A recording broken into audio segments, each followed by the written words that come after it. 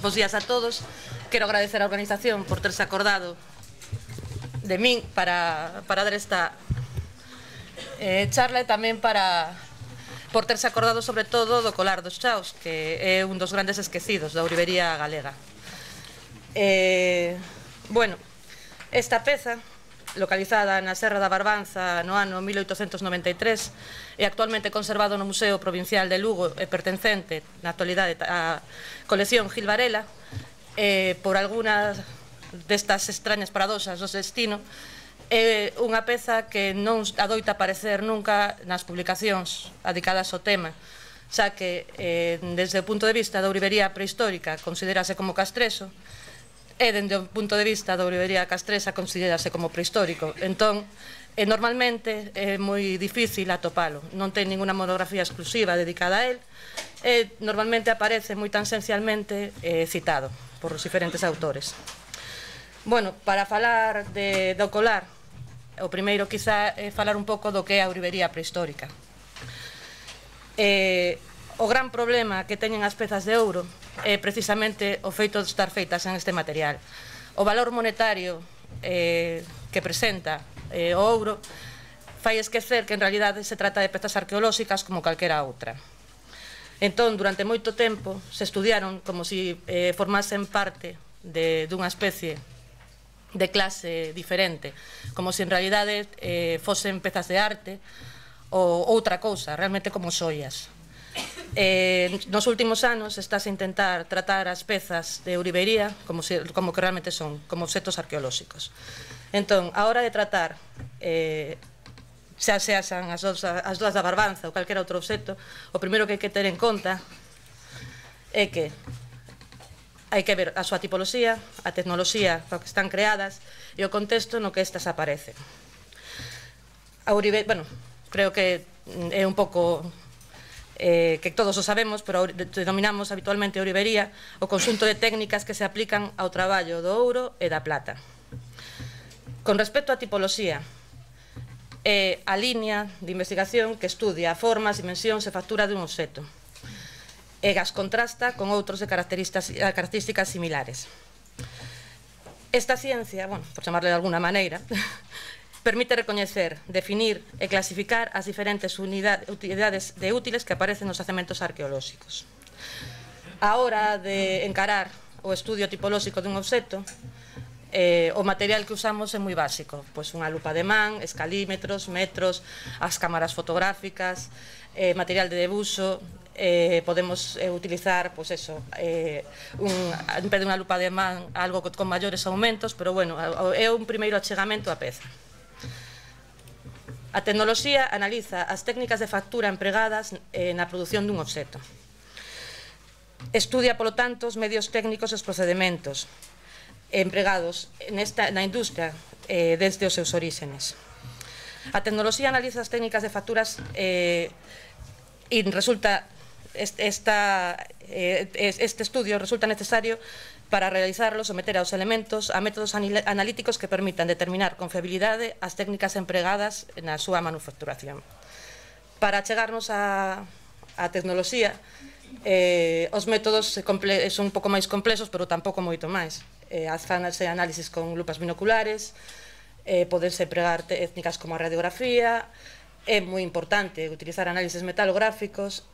Bueno, hai determinadas técnicas para realizar esos análisis, como por exemplo o microscopio electrónico de barrido, que nos permite un achegamento moi rápido tanto as técnicas de fabricación como ao tipo de material. Por desgracia, en Galicia non hai casi ninguna peza que estea analizada con métodos modernos, digamos. Con respecto ao contexto, este estuda a relación dun obxecto co seu entorno de aparición. O contexto é o nivel inmediato que rodea ao obxecto. Os obxectos, normalmente, os obxectos de ourivería aparecen de forma fortuita. Isto non significa que non teñan contexto. O que pasa que resulta moito máis difícil intentar definirlo dunha forma precisa.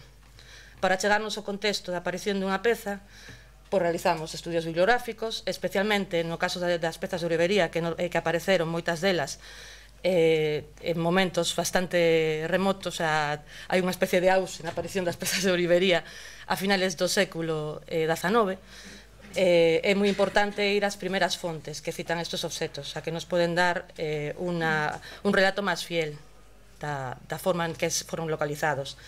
Tamén é importante analizar as fichas dos depósitos dos museos ou das coleccións e realizar traballo de campo no caso de que isto sea posible, é dicir, que o espacio temporal transcurrido non sea demasiado longo, revisando a zona do achado, realizando enquisas, aínda que pasara moito tempo desde que apareceu esa peza, o estudio de campo non deixa de ser, non é prescindible nunca, xa que te permite coñecer de primeira man o lugar onde foi localizado a peza e ás veces podes chevar algunhas sorpresas, porque, bueno, ese entorno pode darte alguna pista sobre como foi realmente o tipo, vamos, o achado.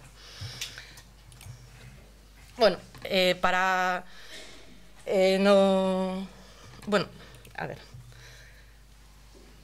o ouro, isto va a ser, simplemente, creo que todos o sabedes, é un material que aparece en estado nativo na natureza, sin mesturarse con outros elementos.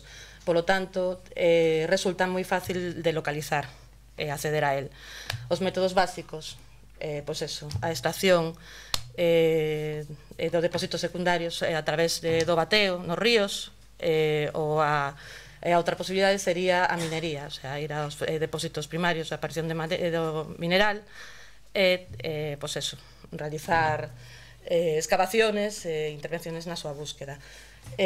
Como decía, o bateo é a forma máis doada de atopar o ouro, e polo tanto normalmente consideramos que é o método que se utilizaba na prehistoria.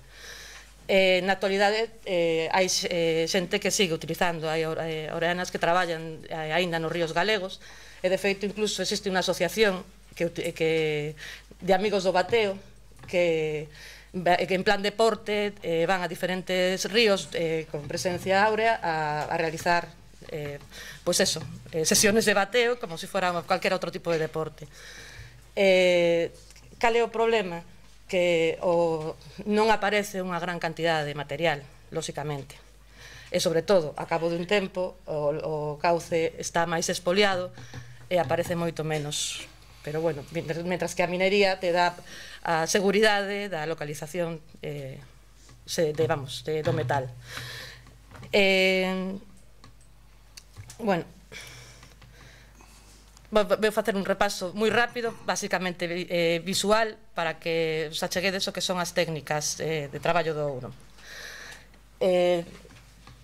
Antes de nada, como os comentaba, que o ouro aparece de forma natural, o sea, se pode localizar sin estar mesturado con outros materiales.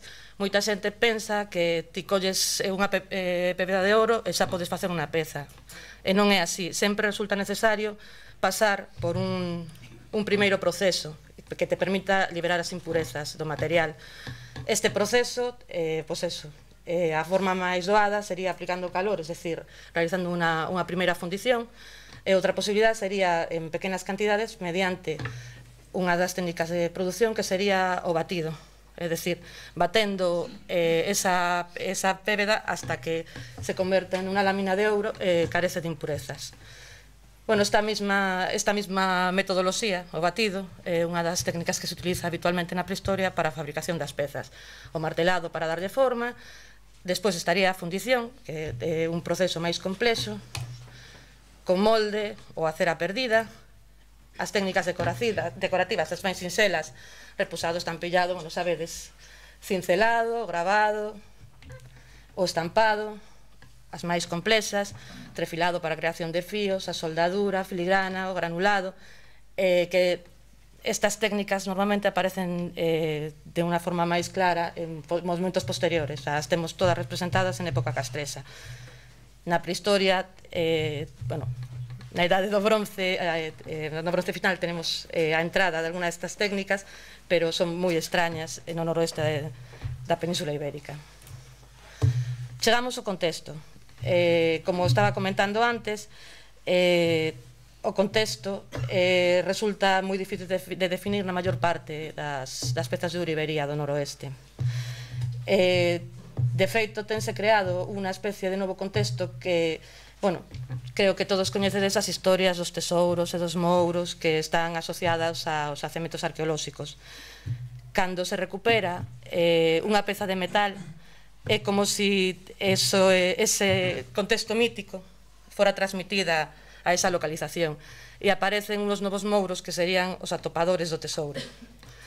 Xeralmente, esos mouros, que realmente é o paisano que atopa a peza, non sabe o que ten, non coñece o seu valor e fai cousas ridículas coa peza, do tipo de utilizarla para atar un paraguas, para arreglar unha silla de montar, ou non sei, por exemplo, cos torques é moi típico que te digan que estaba utilizado como se fuera un colar para, o sea, que levaba un cadelo de colar.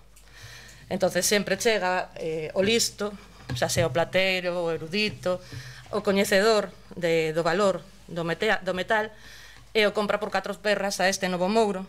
Despois, cando esta peza xa entra en contacto co museo, por eso, en esa transacción ocurre esa pérdida de contexto, porque o que nosotros temos é a lenda da súa localización e non a forma exacta na que foi localizada. Si é certo que algúns destes casos ocorreron en realidad. O ouro e o latón son moi similares visualmente, e cando o latón está limpo e brillante pode chegar a equívoco. Por eso sí que pode ser que algunha vez algún achador o considerase como se fose algo sin valor cando en realidade tiña nas mans un trozo de ouro. Bueno, os contextos vamos a dividirlos en 3, que sería o contexto funerario, no que as pezas aparecen relacionadas con diferentes tipos de estructuras funerarias, tanto individuais como colectivas. O contexto doméstico, no que os materiais que poden relacionarse con os hábitats, que poden relacionarse con hábitats ou as súas proximidades. Esta esfera doméstica está especialmente representada por pezas de pequena entidade. Que pezas crean este contexto? Sobre todo, obxetos rexeitados, o que xa non quero porque está roto, e o deixo tirado no chan, os obxetos perdidos, ou obxetos almacenados dentro do ámbito doméstico para ser recuperados que nunca chegan a recuperarse. Estos contextos se interrelacionan entre eles, porque estos obxetos almacenados poden chegar a confundirse co contexto deposicional, que son aqueles depósitos ocultos de materiais que son ben retirados intencionalmente da circulación ou ben colocados en un lugar especial tamén para ser retirados da circulación, pero con un obxectivo. Es decir, estarían aqueles obxetos retirados para ser achados posteriormente, que serían os sacobillos de fundidor, ou as tesourizaciones, es decir, gardo, como non teño un banco onde ir a meter a diadema de ouro, vou a deixarla aquí metida debaixo destas pedras para despois volver a recuperarla. E despois estarían os achados para non ser posteriormente recuperados, donde estarían os depósitos votivos e rituais asociados a culto, e novamente volvemos a enlazar co contexto inicial, es decir, os depósitos funerarios, es decir, o asoar que acompañaría ao morto. Polo tanto, o deposicional está relacionado moitas veces coa esfera doméstica e coa funeraria. Agora nos quedaría a tipoloxía cando dividimos as líneas de achegamento a unha peza de ouro. Os comentaba que tamén é importante o achegamento tipolóxico. Normalmente, por os que os decía ao principio, polo feito de que as pezas de ouro sempre se consideraron como obxectos máis relacionados co arte ou como algo especiais, normalmente se utiliza a hora de establecer as tipoloxías a forma do obxecto e o seu uso, que é realmente o que lle dá nome. E desta forma temos pentes, vasos, temos colares ríxidos, temos diademas, ou gargantillas de tiras, temos cousas que non sabemos o que son, pero consideramos que son espirais, como este caso. Aí sí que chamamos pola forma e non polo seu uso. Cando non teño uso para esa peza, recurro á forma para definirla. Outra forma a hora de establecer esos tipos, digamos que se volve a tipoloxía un pouquiño máis lóxica, utiliza non só o seu uso, senón a forma, a sección que presenta o obxecto e a decoración que ten. pero bueno, tamén por culpa desa forma de entender os suxetos de euro nos atopamos con moitos tipos que tampouco responden a unha clasificación lóxica. Pois, por exemplo, se collemos un brazalete ou unha pulseira, pois teríamos pulseiras de botóns ou de sanguesuga, brazaletes de gallones, pulseiras en espirais ou de sección rectangular. Se vedes, non hai unha clasificación lóxica, saltamos según nos convén para definir a peza. Todas serían pulseiras, nun caso decido definirla en base á súa sección, en outra en base á súa decoración. Sin moito xeito, pero isto levase facendo desde hai máis de 100 anos e todos o seguimos facendo da mesma maneira.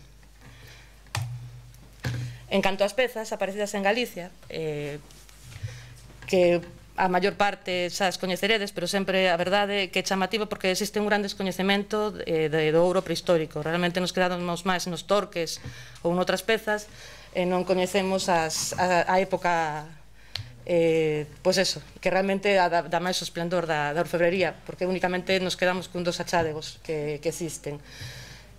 Pois isto sería a diadema de Vilabella, procedente dun túmulo, o sea, dun contexto funerario. Pola súa situación, as pezas ao non tener contexto tamén resulta moi difícil ter unha cronoloxía para elas, pero bueno, en relación con outras, en relación co mundo tumular, tamén sempre nos permite dar un abano cronolóxico máis ou menos aproximado. Procedentes de túmulos, diadema de Vilabella. Recientemente foi localizado no Dolmen de Dombate unha chapiña que nos remonta a unhas aparecidas hai xa algún tempo en Marco de Camballón, que están desaparecidas porque ao parecer estaban en tan mal estado que non resistiron o traslado. Do un posible túmulo tamén estaría a diadema e as gargantillas de Cícere.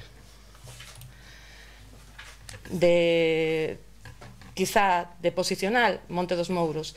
Por exemplo, son dúas gargantillas de tiras, lles chamamos gargantillas porque consideramos que están feitas para ser colocadas na altura do colo, de tiras porque teñen esas incisiones que forman esas tiras dentro do ouro. Como vedes, somos moi básicos a hora de definir as tipoloxías. Esta é unha das pezas que ten unha historia mítica asociada, xa que estarían colocadas nos estribos dunha caballería cando foron localizados polo plateiro que posteriormente as vendeu a colección Blanco Cicerón. A golada, consideramos que a súa procedencia pode ser funeraria, xa que os obreiros que estaban abrindo unha carretera din que podía ser un túmulo, pero bueno, é moi difícil, hai quen di que realmente procede dunha cista. O achado de Atios, que sí que está contextualizado, xa que procede dunha cista. Aquí podemos, o problema que teríamos sería con respecto á súa función, xa que para moitos, en realidade, serían empuñaduras para puñais ou para espadas, para outros serían adornos de pelo, a pequena espiral de plata que as acompañaba, para moitos, en realidade, é un anillo, e para outros tamén sería unha empuñadura de espada. É o Tesoro de Caldas, que imagino que é o que todos conocemos, no que aparece cantidades ingentes de ouro, moitos dos tipos dos que falábamos, pentes, baixela, collares rígidos, supostamente pulseiras, aínda que en realidade para moitos son lingotes, sería a forma máis fácil de transportalos. Tamén teríamos unha posible diadema, que sería esta, que pola descripción dos seus achadores sería o diadema ou gargantilla, non queda claro. Sería lisa, pero tería unhas incisiones similares ás das gargantillas de tiras. Este achado realmente pertenece ao mundo do deposicional, xa que o temos bastante ben contextualizado. No momento no que foi atopado era a posguerra máis negra. Os achadores intentaron disimilar o seu achado por problemas no reparto. finalmente foi denunciado, claro, meteuse a Guardia Civil polo medio, pois o pobre hombre cantou absolutamente todas. Sabemos a forma exacta na que foi localizada cada unha das pezas, como estaban colocadas. Es de unha perfección increíble. O artículo de Bozabrei que fala do achado de Caldas, contrastado casi 50 anos despois por Bea Comendador, Antonio de la Peña, preguntándole ao achador, repite punto por punto, milimétricamente, aquilo que foi contado á Guardia Civil no seu momento. Entón, está claramente que se trata de un depósito. O que sí descoñecemos é se realmente é un depósito para ser localizado con posterioridade ou realmente era un depósito votivo. Non existe nada nas súas proximidades que nos permitan relacionarnos con un depósito votivo. Polo tanto, quizás sea o maior acobillo de fundidor que coñecemos na Península Ibérica. Tamén en Caldas, ao construir unha casa, apareceu o tesouriño de Caldas 2, nada que ver co outro, como podedes observar, que resulta interesante desde o punto de vista do estudio da orfebrería prehistórica, porque está denotando algo no que non quise meterme a hora de definilo, que sería a pérdida da función do obxeto. É unha diadema laminar que en un momento determinado foi seccionada en pequenas doas tubulares para ser utilizada a modo de colar. Está decorada, bueno, a foto non é que sea maravillosa, pero coa luz que había tampouco se podía facer moito, pero está decorada e a forma, como vedes, é o mesmo esquema con a diadema. O contexto tampouco non sabemos absolutamente nada del, solamente sabemos que apareció en terra, polo tanto non estaría relacionado con nada. Pode ser que ao lado houbera un hábitat. De feito, as pulseiras de lamela, cando foron localizadas, tamén non estaban relacionadas con ningún contexto, pero unha visita dos técnicos de García Lén, que naquele momento estaba asociado ao Museo de Pontevedra, permitiu saber que podía relacionarse con un posible fondo de cabana, ao lado do cal tamén existía un lingote de cobre. Polo tanto, tamén estaríamos ante un posible acobillo. A Gudiña, en Ourense, tamén un brazalete, dos brazaletes que xa topan xuntos. Estamos, ao mesmo tempo que vamos repasando algunhas das pezas máis senlleiras, vamos facendo un recorrido cronolóxico, inda que non o notedes, estaríamos xa nun momento do bronce medio, bronce final, pola técnica que se aplica, que sería fundición a cera perdida, que é novedosa frente aos outros, aínda que últimamente os últimos análisis tecnolóxicos levan a pensar que parte das pezas de Caldas tamén están realizadas a cera perdida. Achado unido ao mundo mítico, non sabemos o seu contexto, un paisano paseando vai baixar dos pequenos toneles desde o alto da montaña que resultaron ser estes maravillosos brazaletes. O de Ourense tamén completamente descontextualizado, xunto a el o de Toén, do que incluso sabemos que apareceron xunto a unhas espirais, pero non sabemos nada dos seus contextos. E por último o Leiro, desde que despois se os falará largo e tendido. Non? Por Dios. Bueno, por último, Chos de Barbanza, que feito o anterior repaso, intentaremos facer unha aproximación directa a estas pezas. Eu consideraba que era necesario ponerlas en relación coa orfebrería, pero igual me pasei un pouco. Estas pezas, como xa comentábamos ao principio, foron localizadas na zona de Chos de Barbanza no mes de maio de 1993 na parroquia de Cures, Boiro. Esta inmensa esplanada, tanto inmensa, de 10 kilómetros, está repleta de mámoas. Xa na actualidade, hai 100 anos había moitísimas máis das que conservamos. Polo que sabemos dela, nun primeiro momento estiveron en poder dun plateiro de Noia que posteriormente as vendeu a colección Blanco Cicerón. As contas son todas macizas e troncocónicas e presentan unha forte carena. Teñen unha apertura central, todas son moi similares. Bueno, os conto aí as medidas, pero creo que podes vivir sin ellas. Entón, a perforación, eso sí que sería interesante, é moi limpa e non presenta rebarbas que poderá molestar á hora do seu uso. Eso é interesante porque hai algunhas pezas, como por exemplo as gratillas de Monte dos Mouros, que serían prácticamente imposibles de colocar directamente sobre a pel, polo estado no que están, no que ainda son perceptibles todos os cortes da lámina de ouro. Por lo que respecta ao aramio, na actualidade conforma un aro aberto, creando o que é esa base de colar, e ten os extremos rematados en ganchos. Esta forma de rematar é bastante habitual nos colares, pois eso, a partir do bronce final, é unha forma moi doada, pero que tamén existe na zona centroeuropea, o que pasa que é moito máis cuidada e desenvolvida, non tan dunha forma tan mal feito, falando rápido.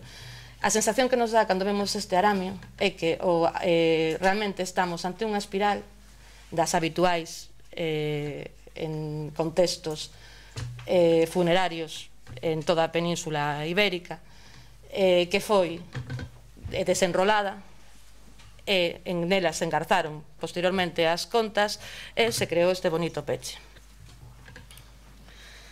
Para a técnica, tal como comentábamos primeiro, un pequeno pase polo calor, xa sea por batido, en este caso polo tamaño das doas, casi con toda a seguridade, unha fundición, posterior batido das pezas, posterior martelado e con un elemento punzante, a creación dos buratos centrais das doas, e posiblemente despois o que os comentaba, un lixeiro frotado para retirar esas rebarbas.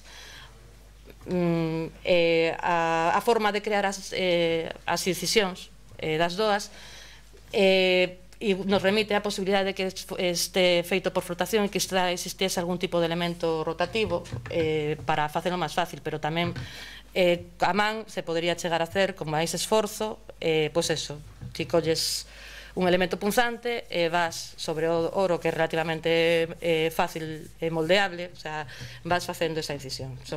As doas son deste tamaño máis ou menos, o sea, parece unha tontería, pero facer sin un apoio sencillamente a mano, a verdade é que dificulta bastante, e coa creación con un pequeno torno feito con un sistema de arco, este método sería moito máis rápido. Bueno, Saos de Barbanza, lugar onde apareceron as pezas. Desde que apareceron foron obxecto de diferentes referencias bibliográficas, pero tal como os comentaba, ninguna sempre son moi por encima, o sea, ninguna se para realmente a facer un estudio das pezas. A primeira mención do mesmo ano do seu achado, de López Ferreiro, que fala de valiosos obxectos atopados en Saos de Barbanza.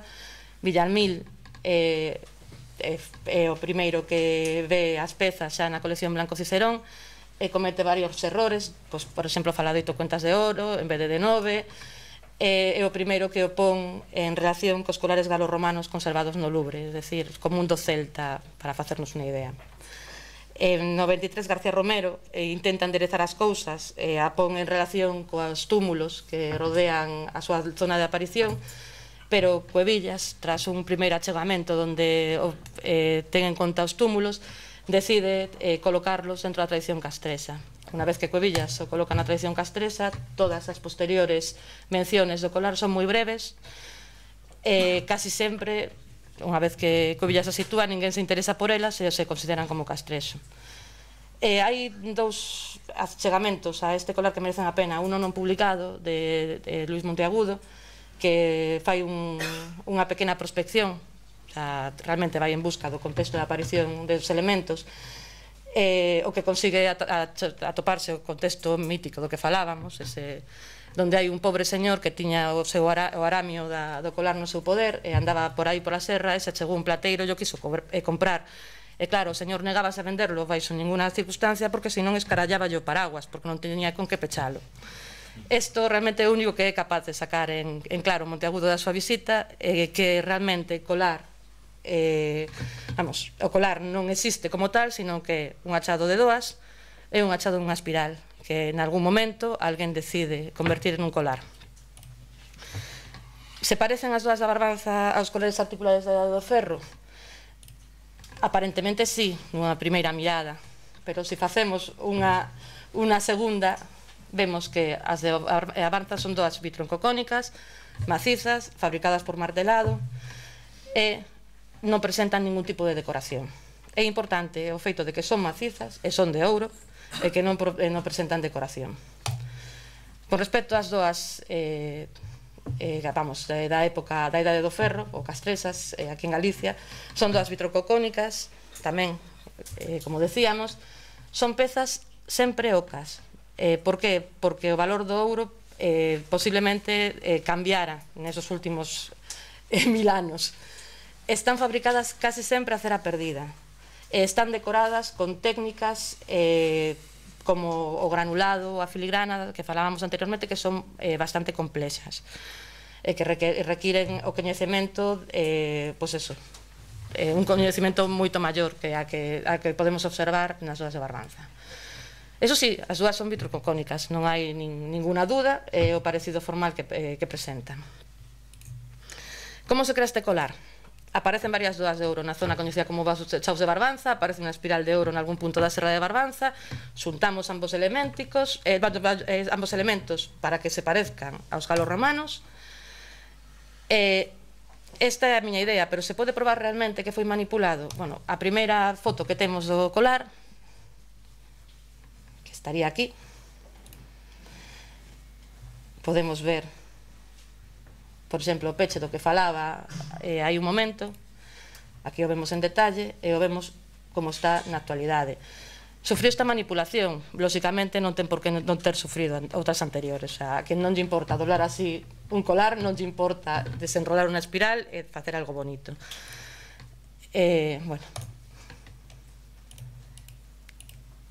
se o comparamos coas doas calcolíticas, por exemplo, con estas aparecidas en Burato da Pala, no norte de Portugal, tras os montes, podemos ver que o seu parecido é moitísimo maior. Ambas son vitroncocónicas, ambas son macizas, ambas presentan a mesma técnica de fabricación, e as nosas son moito máis bonitas e relucientes porque pasaron por Galiza no tempo, entón a deixaron inmaculadas. É a única diferencia. Deixaron que dá gusto, podese comer nas doas, pero claro, o parecido formal é moitísimo maior. Por lo tanto, temos un colar aparecido en Chaos de Barbanza, esquecido durante os últimos 116 anos. Está composto por 9 doas vitroncocónicas de ouro macizo e con un aramio aparentemente reutilizado que previamente foi unha espiral. A súa tipoloxía e lugar de aparición permiten otorgalle unha inscripción claramente calcolítica. Pouco sabemos do seu contexto, sabemos que doas similares poden aparecer tanto en contextos deposicionales como habitacionales como funerarios. Eso sí, pensar un contexto habitacional para este tipo de doas, ninguén esquece 9 doas de ouro habitualmente, pero bueno, pouco máis podemos decir sobre o seu contexto. Isto é todo.